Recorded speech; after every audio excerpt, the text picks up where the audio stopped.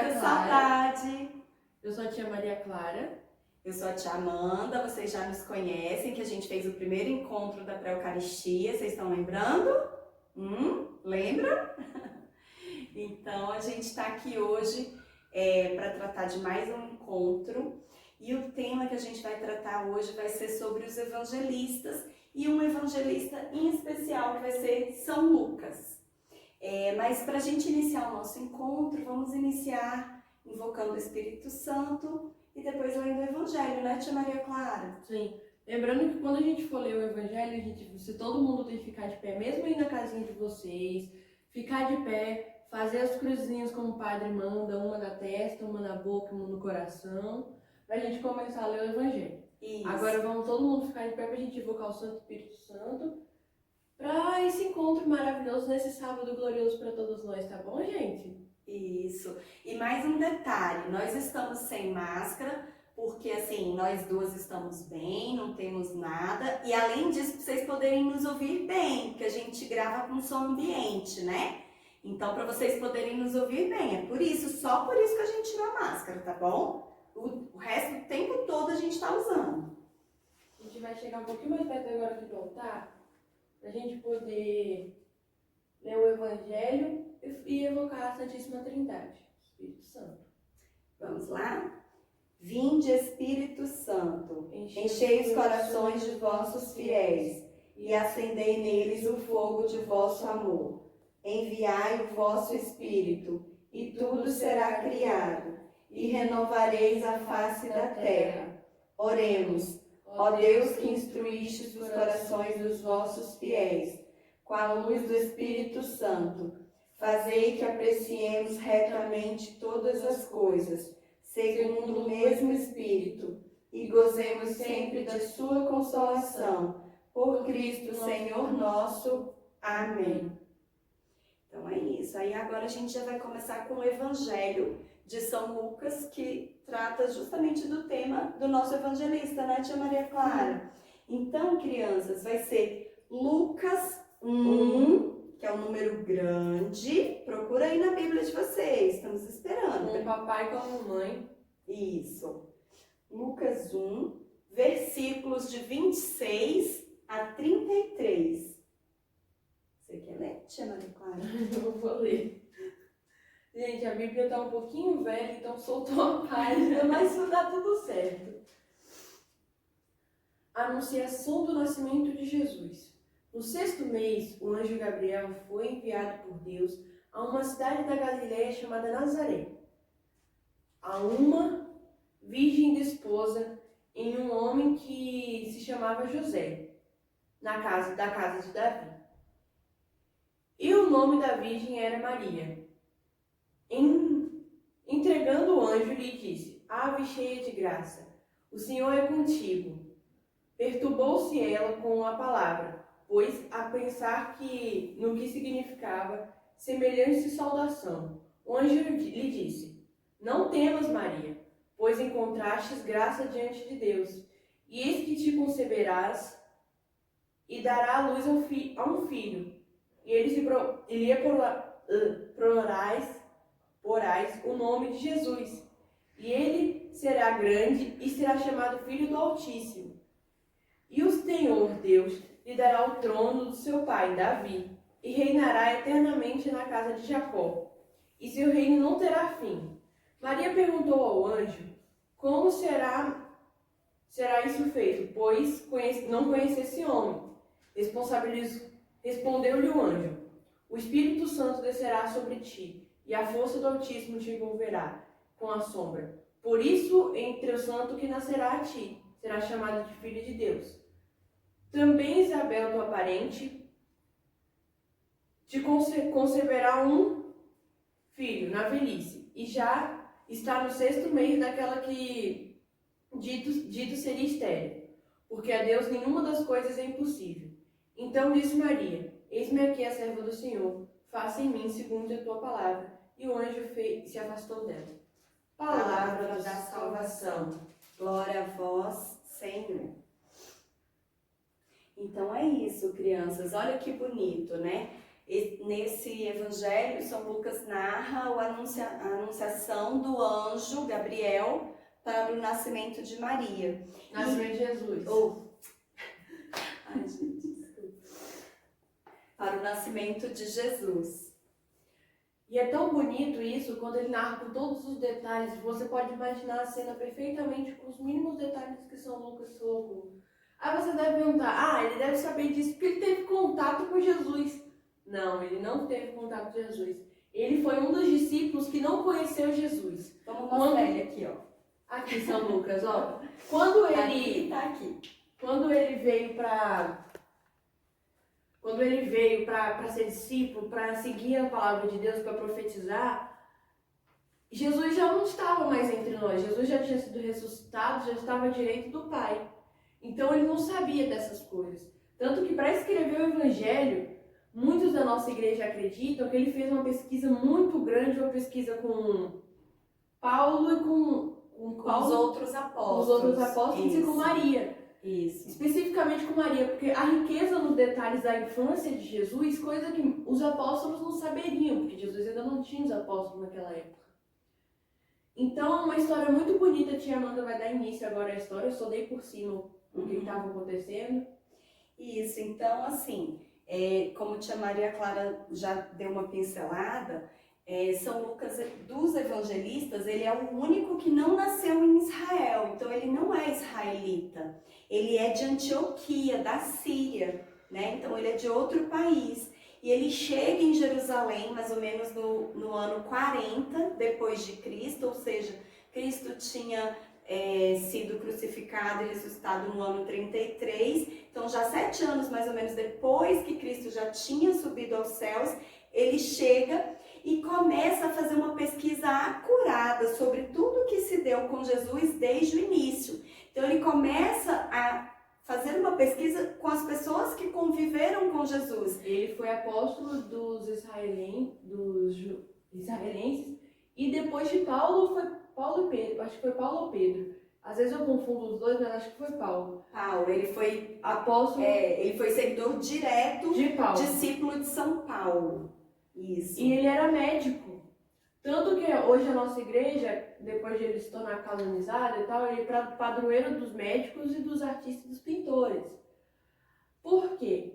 Ele era um homem que ele não conheceu Jesus, mas ele amava tanto Jesus de uma forma que só das histórias que contavam para ele, de ele tá indo, visitando os lugares junto com os discípulos, ele ficava extremamente feliz, com amor e com o Espírito Santo que sentia perto deles por conta de tudo que estava acontecendo e por conta do que Jesus deixou para ele, do que a palavra que Jesus deixou para ele. Então ele falou, eu tenho que escrever e falar sobre isso, porque tem mais gente como eu que não conhecia ele mesmo. Ele falou que escreveu o Evangelho para os seguidores de Jesus que não eram de Jerusalém, que não tinham contato com Jesus. Exatamente, que não como ele, né? Como ele, que não podem ver Jesus em vida. Exato. Mas que podem ver Jesus ali, na Bíblia, no Evangelho de São Lucas. Isso. E aí, exatamente pelo fato dele ser médico e ser letrado, né, que não era tão comum naquela época as pessoas serem formadas, então ele era letrado, ele é um dos discípulos, dos evangelistas que escreve mais detalhadamente, vai mais a fundo nos detalhes, principalmente sobre a vida de Maria. Então, tanto que ele é chamado até entre os evangelistas de biógrafo de Maria. Por quê? Porque ele descreve fatos da vida de Maria, que foi quando Maria descobriu que sua prima Isabel estava grávida, né? E depois da concepção de Jesus, ela vai visitar Isabel. Então ele faz toda essa descrição. Além dessa prévia da vida da prima de Maria, que era Isabel, desse contato prévio delas, depois ele descreve a anunciação do nascimento de Jesus para Maria, e ele também é conhecido como o apóstolo que mais descreveu a infância de Jesus.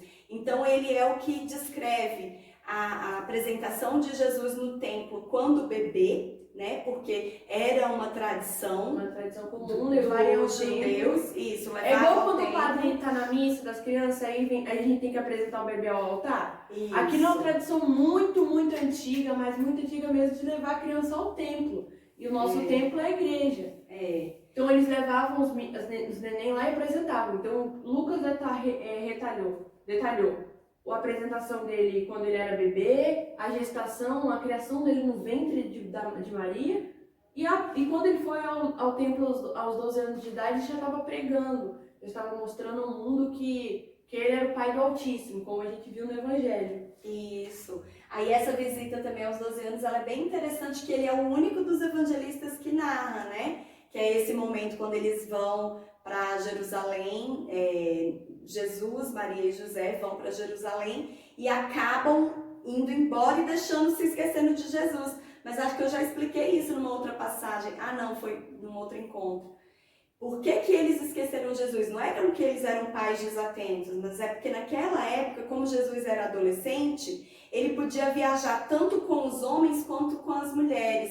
Tinha 2 caravanas. Então Maria ia na caravana dela e José ia na caravana dele, né? Eram caravanas separadas. E tanto Maria pensou que Jesus estava com José e José pensou o contrário. Aí quando eles chegaram, que eles se encontraram, falaram, mas Jesus não está com você? Não, também não vem comigo. Então vamos voltar para Jerusalém para buscá-lo. E só quem descreve essa passagem, assim, de forma brilhante, é São Lucas, né? E aí tem uma outra coisa bastante interessante, Maria Clara, que ele também é mencionado por outras pessoas do Novo Testamento, né? Inclusive... Em cartas. Cartas que os discípulos trocavam, que hoje quando o padre às vezes está lendo na missa, cartas de São Paulo aos Colossenses, cartas de São Paulo aos Coríntios. Isso, aos Tessalonicenses também. Tanto que ele é chamado por São Paulo, acho que em 4,14, ele é chamado de meu médico, o meu Lucas, meu médico amado. Então você vê que ele foi fazer essa pesquisa para escrever o Evangelho e foi tendo contato com muita gente, foi se tornando amado e tem Lucas, umas 4 menções a ele na Bíblia. Ele era uma pessoa muito querida e muito amada. Lucas, ele viveu ao lado de Paulo, sendo um discípulo de Paulo, até o dia em que Paulo se foi, até o dia de mártiro de Paulo, que foi no ano 68. Então, ele estava junto com os apóstolos até o final de cada um deles, até o final da vida dele, né?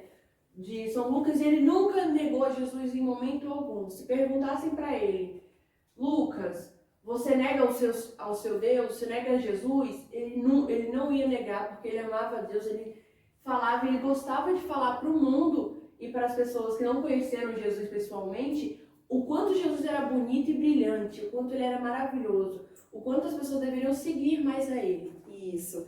E aí uma das características bem interessantes, crianças, de São Lucas, é que assim, a tradição, os estudiosos da tradição da igreja, porque a nossa igreja, crianças, ela não é formada apenas pela Bíblia, mas tem os escritos da tradição, dos concílios do Vaticano, né, de toda a história.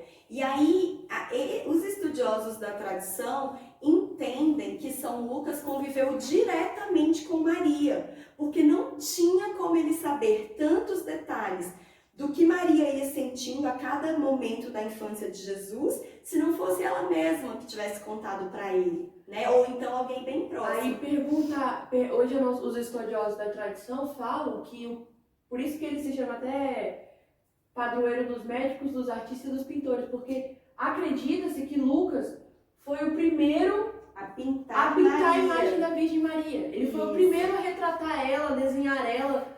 Então essas escrituras que nós não temos acesso hoje, que estão lá no Vaticano, que são estudadas todos os dias, mostra que Maria foi a primeira... Aqui o desenho de Maria. Esse quadro, gente, ó, esse quadro aqui, a autoria dele, ela é atribuída a São Lucas, porque foi feita na madeira da mesa, da primeira, da última ceia, e além disso, ela foi perdida, junto com os artefatos, junto com a cruz da crucificação de Jesus. E aí ela andou mais ou menos em Constantinopla, depois conseguiram recuperar, voltou para Roma, e aí hoje ela está em Roma, essa imagem, e foi colocada na Basílica de Santa Maria Maior,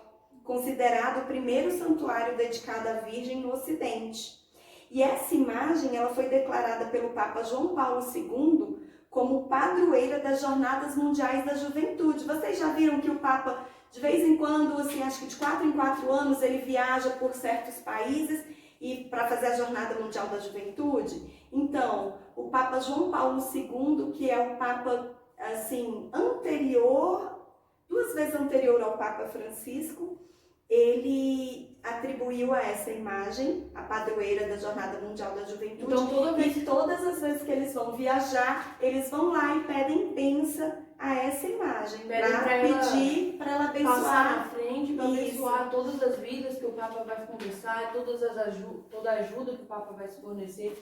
Então, São Lucas, ele é tão vasto, ele é tão belo, tão sábio nesse tipo de coisa, porque ele pintou Nossa Senhora, ele conversou com Nossa Senhora, a Nossa Senhora era como se fosse a melhor amiga dele, contou tudo para ele, ele detalhou tudo isso, como eu disse, para que outras pessoas tivessem a experiência de conhecer Jesus e o Espírito Santo distante. Por exemplo, a gente está aqui em Brasília, aí o padre faz uma missa aqui, o padre está fazendo uma missa aí pela internet, só que em outros estados, por exemplo, no Rio, pode ser que não esteja acontecendo isso. Então, São Lucas, o que ele faria se fosse hoje? Ele fez esse livro para que todos nós do mundo, do Brasil, pudessem conhecer um pouco mais de Jesus e saber a grandeza maravilhosa do que ele é. Isso. E uma coisa muito importante, crianças, assim, que a gente tem que frisar, é o seguinte: dos evangelistas, a gente sabe que conviveram com Jesus foi São Mateus e São João. E os outros 2, São Marcos e São Lucas, não. Mas aí, se a gente olha os evangelhos, eles não têm contradições entre eles. E aí, por que? A gente se questiona, por que isso acontece? Será que eles entrevistaram sempre as mesmas pessoas para pesquisar sobre a vida de Jesus?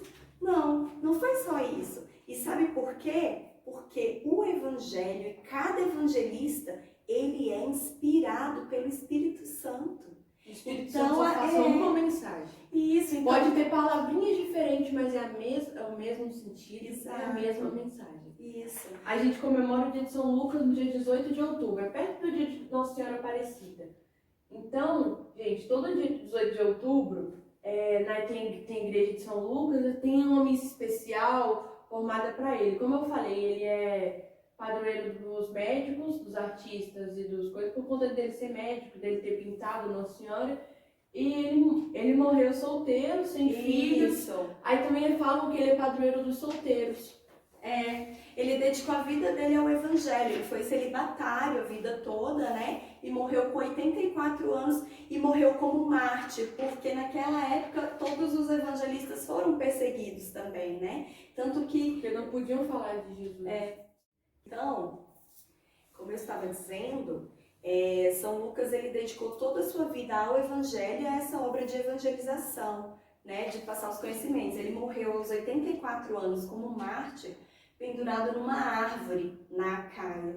Então ele deu a sua vida, derramou o seu sangue por Jesus Cristo. Imagina naquela época lá que todos eles morreram como mártir, porque naquela época os cristãos eram perseguidos, eram colocados no Coliseu para morrer com os leões. Então por isso que tem a troca de cartas, porque eles se esconderam, mas eles nunca deixaram de aclamar Jesus. Eles continuavam trazendo novos seguidores, novas pessoas, porque Jesus foi uma fase difícil para a nossa igreja, foi uma fase difícil para os nossos evangelistas. Então, como todos eles morreram como mártires, São Lucas morreu dessa forma, ele morreu numa árvore. E sempre falando, Jesus é meu rei, Jesus é minha salvação, e eu vou seguir Jesus até o final da minha vida. E ele não deixou nada impedir ele de sentir o amor e o poder e o fogo do Espírito Santo. E além disso, tia Maria Clara, ele também, além dele escrever o Evangelho com o próprio nome dele, Lucas, ele escreveu um outro livro na Bíblia. Qual é o outro livro? O Atos dos Apóstolos. Sobre o que esse livro trata? O Atos dos Apóstolos é considerado uma sequência do Evangelho de São Lucas. É como se fosse a parte 2 do Evangelho de São Lucas. Trata-se de um livro importantíssimo, pois narra acontecimentos maravilhosos no começo do cristianismo. Narra a vinda do Espírito Santo. Lembra do Pentecostes? Do Pentecostes, exatamente. Quando o Espírito Santo vem e os discípulos começam a falar línguas e todos se entendem. Quase desce as línguas de fogo, né? Por que isso aconteceu, criançada? Imagina, todos os 12 apóstolos, né? Ali naquele momento eram só 11, eles viviam seguindo a Jesus. Jesus subiu aos céus. O que eles iam fazer agora da vida deles, né? Então eles ficaram ali procurando os propósitos, como que ia fazer, como que ia se iniciar a igreja. E naquele momento o Espírito Santo desceu sobre eles. E aí esse livro do Atos dos Apóstolos narra isso. O que aconteceu na vida dos apóstolos após a subida de Jesus. Como que foram as primeiras reuniões, como que eles escolheram, eles elegeram outro apóstolo para colocar no lugar de Judas, que tinha traído Jesus, né? Narra também o Concílio de Jerusalém, que foi o primeiro concílio da nossa igreja, da nossa formação. E uma série de detalhados fatos de acontecimento da nossa igreja. Tá também de uma narrativa emocionante, coerente, que vale a pena se lidar. Então, é sempre legal quando a gente, às vezes, o padre pega na missa e lê Atos dos Apóstolos. Então, ele está contando a história dos apóstolos, ele está contando a história... O cenáculo, né? O cenáculo, que então Maria também ainda está na terra, né? Porque Maria depois também, quando ela vai arrebatada aos céus, é um pouquinho mais para frente... não chega a ver a narrativa propriamente no Ato dos Apóstolos, mas também é algo que tem na tradição da igreja, né? Que a gente crê, e é um dos dogmas de Maria, que ela foi assunta aos céus. Como a gente falou, que ele não escreveu o evangelho para as pessoas de Jerusalém, ele escreveu para as pessoas de fora, em especial para o povo grego. Porque o povo grego, ele não podia, eles tinham uma mitologia diferente. Eles eram pagãos. Né? Eles acreditavam em outros deuses, em outras coisas. Então, muitos dos gregos que saíam da Grécia, saíam para poder buscar Jesus, não tinham esse conhecimento que Lucas. Então, Lucas falou, por que não fazer um livro para eles? Isso, eles não precisam sair da terra deles. Tanto que ele escreve em grego, tanto que eles não precisavam sair da terra deles para conhecer Jesus. Jesus, o Espírito Santo ia até eles. Então, Lucas, ele estava num tremendo amor, sendo tão inspiração realmente divina do Espírito Santo, né? Como eu estava dizendo naquela hora, toda a Bíblia, criançada, se a gente lê, ela não tem contradições. Muito pelo contrário, ela tem profecias que vão se cumprindo em toda a Bíblia. Entre os 4 evangelhos não há contradição. Por quê? Porque sempre a inspiração é a mesma, é do Espírito Santo. Ele queria fazer chegar até nós a mensagem dele. E graças a Deus chega, né? Até hoje. E tem uma outra coisa interessante, tia Maria Clara. Você sabia que cada evangelista tem um símbolo do seu evangelho? O de São Lucas, que é o nosso, vocês já devem estar estudando os outros evangelistas, eu vou pincelar rapidinho. O símbolo, vou mostrar aqui para vocês. Chegar mais perto. Isso, ó. Então, o de São Mateus é um anjo. O de São Marcos é o leão. O de São Lucas, tá vendo aqui, ó? É um touro ou um bezerro, né? E o de São João é uma águia.